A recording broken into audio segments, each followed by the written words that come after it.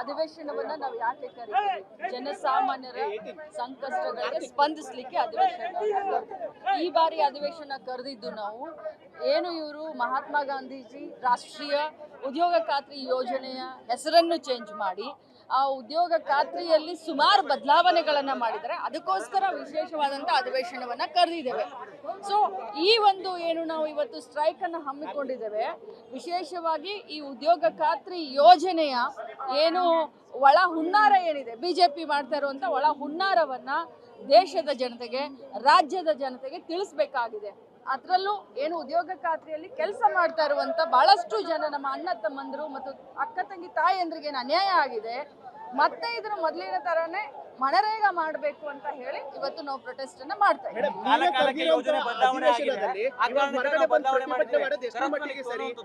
ಅಧಿವೇಶನ ಕರೆದು ಹೊರಗಡೆ ಬಂದು ಪ್ರತಿಭಟನೆ ಮಾಡೋದು ಎಷ್ಟರ ಮಟ್ಟಿಗೆ ಸರಿ? ವಿಶೇಷ ಅಧಿವೇಶನವನ್ನ ನಾವು ಅದಕ್ಕೋಸ್ಕರನೇ ಕರೆದಿದ್ದೀವಿ. ಇನ್ನೂ ಕೂಡ ಬೆಲ್ ಆಗಿರ್ಲಿಲ್ಲ. ನಾವೀಗ ಅಲ್ಲೇನ ಅಧಿವೇಶನಕ್ಕೆ ಹೋಗಿದ್ವಿ, ಬೆಲ್ ಆಗಿರ್ಲಿಲ್ಲ. ಒಂದು 5 ನಿಮಿಷ ಬಂದು ಈ ಅಧಿವೇಶನದಲ್ಲಿ ಭಾಗವಹಿಸಿ ಯಾರೇ ಮಂತ್ರಿಗಳಿರ್ಲಿ, ಯಾರೇ MLAಗಳಿರ್ಲಿ, ನಾವು ಮತ್ತೆ ಮಾನ್ಯ ಮುಖ್ಯಮಂತ್ರಿಗಳು ಮತ್ತು ಮಾನ್ಯ ಉಪಮುಖ್ಯಮಂತ್ರಿಗಳು ನಮಗೆ ಅಧಿವೇಶನದಲ್ಲಿ ಪಾಲ್ಗೊಳ್ಬೇಕು ಅಂತ ಹೇಳೋದಕ್ಕೆ ಒಂದು ಅರ್ಧ ಗಂಟೆ ನಾವು ಇಲ್ಲಿ ಇದ್ಬಿಟ್ಟು ನಾವು ಮತ್ತೆ ವಾಪಸ್ಸು ನಾವು ಅಸೆಂಬ್ಲಿಗೆ ಹೋಗ್ತೀವಿ.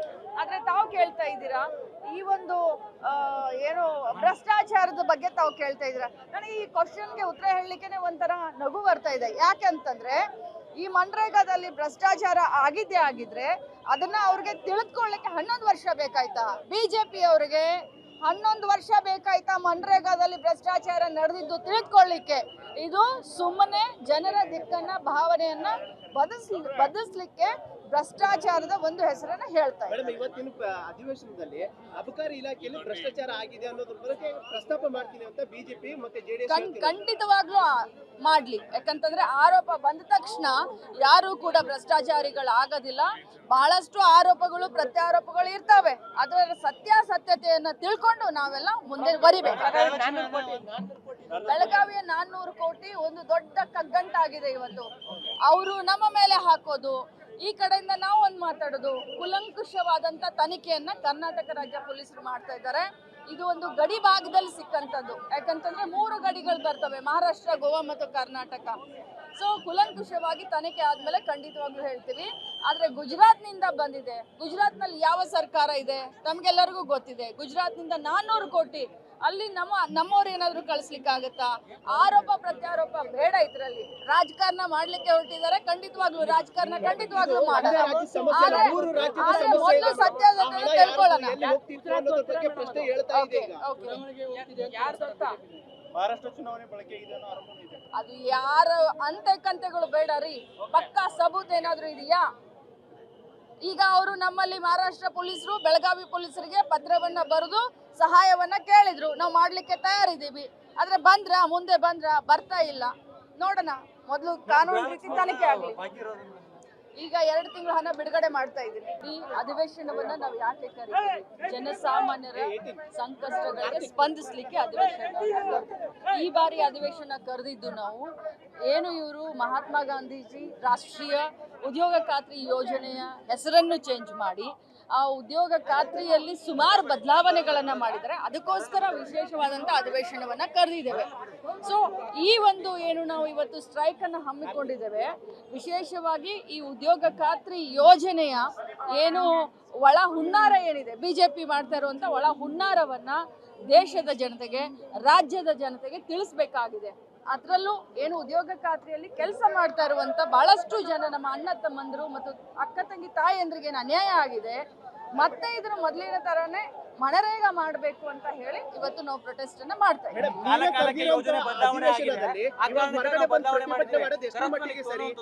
ಅಧಿವೇಶನ ಕರೆದು ಹೊರಗಡೆ ಬಂದು ಪ್ರತಿಭಟನೆ ಮಾಡೋದು ಎಷ್ಟರ ಮಟ್ಟಿಗೆ ಸರಿ? ವಿಶೇಷ ಅಧಿವೇಶನವನ್ನ ನಾವು ಅದಕ್ಕೋಸ್ಕರನೇ ಕರೆದಿದ್ದೀವಿ. ಇನ್ನೂ ಕೂಡ ಬೆಲ್ ಆಗಿರ್ಲಿಲ್ಲ. ನಾವೀಗ ಅಲ್ಲೇನ ಅಧಿವೇಶನಕ್ಕೆ ಹೋಗಿದ್ವಿ, ಬೆಲ್ ಆಗಿರ್ಲಿಲ್ಲ.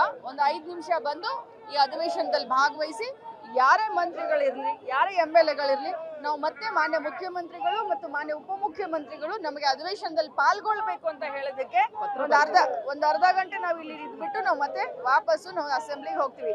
ಆದ್ರೆ ತಾವು ಕೇಳ್ತಾ ಇದ್ದೀರಾ ಈ ಒಂದು ಏನು ಭ್ರಷ್ಟಾಚಾರದ ಬಗ್ಗೆ ತಾವು ಕೇಳ್ತಾ ಇದ್ರ, ನನಗೆ ಈ ಕ್ವಶನ್ಗೆ ಉತ್ತರ ಹೇಳಲಿಕ್ಕೆ ಒಂಥರ ನಗು ಬರ್ತಾ ಇದೆ. ಯಾಕೆ ಅಂತಂದ್ರೆ ಈ ಮನ್ರೇಗಾದಲ್ಲಿ ಭ್ರಷ್ಟಾಚಾರ ಆಗಿದ್ರೆ ಅದನ್ನ ಅವ್ರಿಗೆ ತಿಳಿದುಕೊಳ್ಳಿಕ್ಕೆ 11 ವರ್ಷ ಬೇಕಾಯ್ತಾ? ಬಿಜೆಪಿ ಅವರಿಗೆ 11 ವರ್ಷ ಬೇಕಾಯ್ತಾ ಮನ್ರೇಗಾದಲ್ಲಿ ಭ್ರಷ್ಟಾಚಾರ ನಡೆದಿದ್ದು ತಿಳಿದುಕೊಳ್ಳಿಕ್ಕೆ? ಇದು ಸುಮ್ಮನೆ ಜನರ ದಿಕ್ಕನ್ನ ಭಾವನೆಯನ್ನ ಬದಲಿಸ್ಲಿಕ್ಕೆ ಭ್ರಷ್ಟಾಚಾರದ ಒಂದು ಹೆಸರನ್ನ ಹೇಳ್ತಾ ಇದೆ. ಮೇಡಮ್, ಇವತ್ತಿನ ಅಧಿವೇಶನದಲ್ಲಿ ಅಬಕಾರಿ ಇಲಾಖೆಯಲ್ಲಿ ಭ್ರಷ್ಟಾಚಾರ ಆಗಿದೆ ಅನ್ನೋದ್ರ ಬಗ್ಗೆ ಪ್ರಸ್ತಾಪ ಮಾಡ್ತೀನಿ ಅಂತ ಬಿಜೆಪಿ ಮತ್ತೆ ಜೆಡಿಎಸ್ ಖಂಡಿತವಾಗ್ಲೂ ಮಾಡ್ಲಿ. ಯಾಕಂತಂದ್ರೆ ಆರೋಪ ಬಂದ ತಕ್ಷಣ ಯಾರು ಕೂಡ ಭ್ರಷ್ಟಾಚಾರಿಗಳಾಗೋದಿಲ್ಲ. ಬಹಳಷ್ಟು ಆರೋಪಗಳು ಪ್ರತ್ಯಾರೋಪಗಳು ಇರ್ತವೆ. ಅದರ ಸತ್ಯಾಸತ್ಯತೆಯನ್ನ ತಿಳ್ಕೊಂಡು ನಾವೆಲ್ಲ ಮುಂದೆ ಬರಿಬೇಕು. ಬೆಳಗಾವಿಯ 400 ಕೋಟಿ ಒಂದು ದೊಡ್ಡ ಕಗ್ಗಂಟಾಗಿದೆ ಇವತ್ತು. ಅವರು ನಮ್ಮ ಮೇಲೆ ಹಾಕೋದು, ಈ ಕಡೆಯಿಂದ ನಾವು ಒಂದು ಮಾತಾಡೋದು, ಕುಲಂಕುಷವಾದಂತ ತನಿಖೆಯನ್ನ ಕರ್ನಾಟಕ ರಾಜ್ಯ ಪೊಲೀಸರು ಮಾಡ್ತಾ ಇದ್ದಾರೆ. ಇದು ಒಂದು ಗಡಿ ಭಾಗದಲ್ಲಿ ಸಿಕ್ಕಂತದ್ದು. ಯಾಕಂತಂದ್ರೆ 3 ಗಡಿಗಳು ಬರ್ತವೆ, ಮಹಾರಾಷ್ಟ್ರ, ಗೋವಾ ಮತ್ತು ಕರ್ನಾಟಕ. ಸೊ ಕುಲಂಕುಷವಾಗಿ ತನಿಖೆ ಆದ್ಮೇಲೆ ಖಂಡಿತವಾಗ್ಲೂ ಹೇಳ್ತೀವಿ. ಆದ್ರೆ ಗುಜರಾತ್ನಿಂದ ಬಂದಿದೆ. ಗುಜರಾತ್ನಲ್ಲಿ ಯಾವ ಸರ್ಕಾರ ಇದೆ ತಮ್ಗೆಲ್ಲರಿಗೂ ಗೊತ್ತಿದೆ. ಗುಜರಾತ್ನಿಂದ 400 ಕೋಟಿ ಅಲ್ಲಿ ನಮ್ಮವ್ರು ಏನಾದ್ರು ಕಳಿಸ್ಲಿಕ್ಕಾಗತ್ತಾ? ಆರೋಪ ಪ್ರತ್ಯಾರೋಪ ಬೇಡ. ಇದ್ರಲ್ಲಿ ರಾಜಕಾರಣ ಮಾಡ್ಲಿಕ್ಕೆ ಹೊರಟಿದ್ದಾರೆ. ಖಂಡಿತವಾಗ್ಲೂ ರಾಜಕಾರಣ ಖಂಡಿತವಾಗ್ಲೂ ಮಾಡೋಣ. ಆದ್ರೆ ಮೊದಲು ಸತ್ಯಾಸತ್ಯತೆ ತಿಳ್ಕೊಳ್ಳೋಣ. ಪ್ರಶ್ನೆ ಹೇಳ್ತಾ ಇದೆ.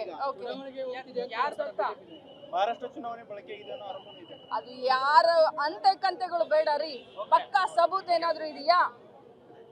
ಈಗ ಅವರು ನಮ್ಮಲ್ಲಿ ಮಹಾರಾಷ್ಟ್ರ ಪೊಲೀಸರು ಬೆಳಗಾವಿ ಪೊಲೀಸರಿಗೆ ಪತ್ರವನ್ನ ಬರೆದು ಸಹಾಯವನ್ನ ಕೇಳಿದ್ರು. ನಾವು ಮಾಡ್ಲಿಕ್ಕೆ ತಯಾರಿದ್ದೀವಿ. ಆದ್ರೆ ಮುಂದೆ ಬರ್ತಾ ಇಲ್ಲ. ನೋಡೋಣ, ಮೊದಲು ಕಾನೂನು ರೀತಿ ತನಿಖೆ ಆಗಲಿ. ಈಗ 2 ತಿಂಗಳ ಹಣ ಬಿಡುಗಡೆ ಮಾಡ್ತಾ ಇದ್ದೀವಿ. ಈ ಅಧಿವೇಶನವನ್ನ ನಾವು ಯಾಕೆ ಕರೀತೀವಿ? ಜನಸಾಮಾನ್ಯರ ಸಂಕಷ್ಟಗಳಿಗೆ ಸ್ಪಂದಿಸ್ಲಿಕ್ಕೆ ಅಧಿವೇಶನ. ಈ ಬಾರಿ ಅಧಿವೇಶನ ಕರೆದಿದ್ದು ನಾವು ಇವರು ಮಹಾತ್ಮ ಗಾಂಧೀಜಿ ರಾಷ್ಟ್ರೀಯ ಉದ್ಯೋಗ ಖಾತ್ರಿ ಯೋಜನೆಯ ಹೆಸರನ್ನು ಚೇಂಜ್ ಮಾಡಿ ಆ ಉದ್ಯೋಗ ಖಾತ್ರಿಯಲ್ಲಿ ಸುಮಾರು ಬದಲಾವಣೆಗಳನ್ನ ಮಾಡಿದರೆ ಅದಕ್ಕೋಸ್ಕರ ವಿಶೇಷವಾದಂಥ ಅಧಿವೇಶನವನ್ನ ಕರೆದಿದ್ದೇವೆ. ಸೊ ಈ ಒಂದು ನಾವು ಇವತ್ತು ಸ್ಟ್ರೈಕ್ ಅನ್ನು ಹಮ್ಮಿಕೊಂಡಿದ್ದೇವೆ. ವಿಶೇಷವಾಗಿ ಈ ಉದ್ಯೋಗ ಖಾತ್ರಿ ಯೋಜನೆಯ ಒಳ ಹುನ್ನಾರ ಏನಿದೆ, ಬಿಜೆಪಿ ಮಾಡ್ತಾ ಇರುವಂತ ಒಳ ಹುನ್ನಾರವನ್ನ ದೇಶದ ಜನತೆಗೆ, ರಾಜ್ಯದ ಜನತೆಗೆ ತಿಳಿಸ್ಬೇಕಾಗಿದೆ. ಅದರಲ್ಲೂ ಉದ್ಯೋಗ ಖಾತ್ರಿಯಲ್ಲಿ ಕೆಲಸ ಮಾಡ್ತಾ ಇರುವಂತ ಬಹಳಷ್ಟು ಜನ ನಮ್ಮ ಅಣ್ಣ ತಮ್ಮಂದರು ಮತ್ತು ಅಕ್ಕ ತಂಗಿ ತಾಯಿಯಂದ್ರಿಗೆ ಅನ್ಯಾಯ ಆಗಿದೆ. ಮತ್ತೆ ಇದ್ರ ಮೊದಲಿನ ತರಾನೇ ಮನರೇಗಾ ಮಾಡಬೇಕು ಅಂತ ಹೇಳಿ ಇವತ್ತು ನಾವು ಪ್ರೊಟೆಸ್ಟ್ ಅನ್ನ ಮಾಡ್ತಾ ಇದ್ದೀವಿ.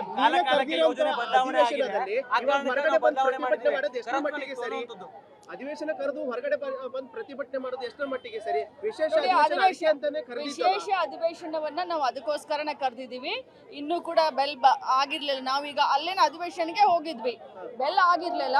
ಒಂದು 5 ನಿಮಿಷ ಬಂದು ಈ ಅಧಿವೇಶನದಲ್ಲಿ ಭಾಗವಹಿಸಿ ಯಾರೇ ಮಂತ್ರಿಗಳಿರ್ಲಿ, ಯಾರೇ MLAಗಳಿರ್ಲಿ, ನಾವು ಮತ್ತೆ ಮಾನ್ಯ ಮುಖ್ಯಮಂತ್ರಿಗಳು ಮತ್ತು ಮಾನ್ಯ ಉಪಮುಖ್ಯಮಂತ್ರಿಗಳು ನಮಗೆ ಅಧಿವೇಶನದಲ್ಲಿ ಪಾಲ್ಗೊಳ್ಬೇಕು ಅಂತ ಹೇಳೋದಕ್ಕೆ ಒಂದು ಅರ್ಧ ಗಂಟೆ ನಾವು ಇಲ್ಲಿ ಇದ್ಬಿಟ್ಟು ನಾವು ಮತ್ತೆ ವಾಪಸ್ಸು ನಾವು ಅಸೆಂಬ್ಲಿಗೆ ಹೋಗ್ತೀವಿ. ಆದ್ರೆ ತಾವು ಕೇಳ್ತಾ ಇದ್ದೀರಾ ಈ ಒಂದು ಭ್ರಷ್ಟಾಚಾರದ ಬಗ್ಗೆ ತಾವು ಕೇಳ್ತಾ ಇದ್ದೀರಾ. ನನಗೆ ಈ ಕ್ವಶನ್ಗೆ ಉತ್ತರ ಹೇಳಲಿಕ್ಕೆ ಒಂಥರ ನಗು ಬರ್ತಾ ಇದೆ. ಯಾಕೆ ಅಂತಂದ್ರೆ ಈ ಮನ್ರೇಗಾದಲ್ಲಿ ಭ್ರಷ್ಟಾಚಾರ ಆಗಿದ್ರೆ ಅದನ್ನ ಅವ್ರಿಗೆ ತಿಳಿದುಕೊಳ್ಳಿಕ್ಕೆ 11 ವರ್ಷ ಬೇಕಾಯ್ತಾ? ಬಿಜೆಪಿ ಅವರಿಗೆ 11 ವರ್ಷ ಬೇಕಾಯ್ತಾ ಮನ್ರೇಗಾದಲ್ಲಿ ಭ್ರಷ್ಟಾಚಾರ ನಡೆದಿದ್ದು ತಿಳಿದುಕೊಳ್ಳಿಕ್ಕೆ?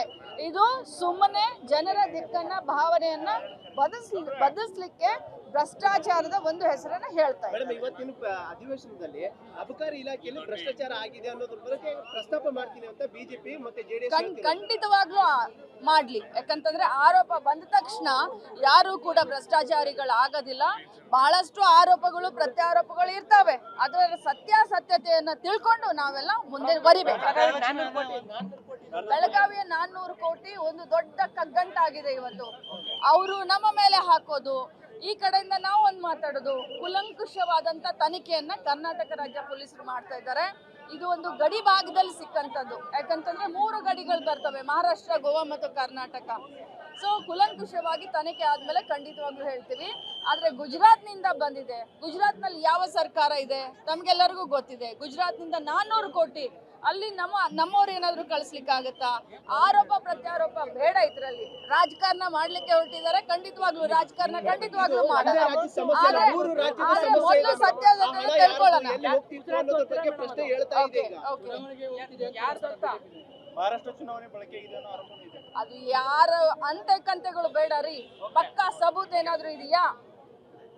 ಈಗ ಅವರು ನಮ್ಮಲ್ಲಿ ಮಹಾರಾಷ್ಟ್ರ ಪೊಲೀಸರು ಬೆಳಗಾವಿ ಪೊಲೀಸರಿಗೆ ಪತ್ರವನ್ನ ಬರೆದು ಸಹಾಯವನ್ನ ಕೇಳಿದ್ರು. ನಾವು ಮಾಡ್ಲಿಕ್ಕೆ ತಯಾರಿದ್ದೀವಿ. ಆದ್ರೆ ಮುಂದೆ ಬರ್ತಾ ಇಲ್ಲ. ನೋಡೋಣ, ಮೊದಲು ಕಾನೂನು ರೀತಿ ತನಿಖೆ ಆಗಲಿ. ಈಗ 2 ತಿಂಗಳು ಹಣ ಬಿಡುಗಡೆ ಮಾಡ್ತಾ ಇದ್ದೀನಿ.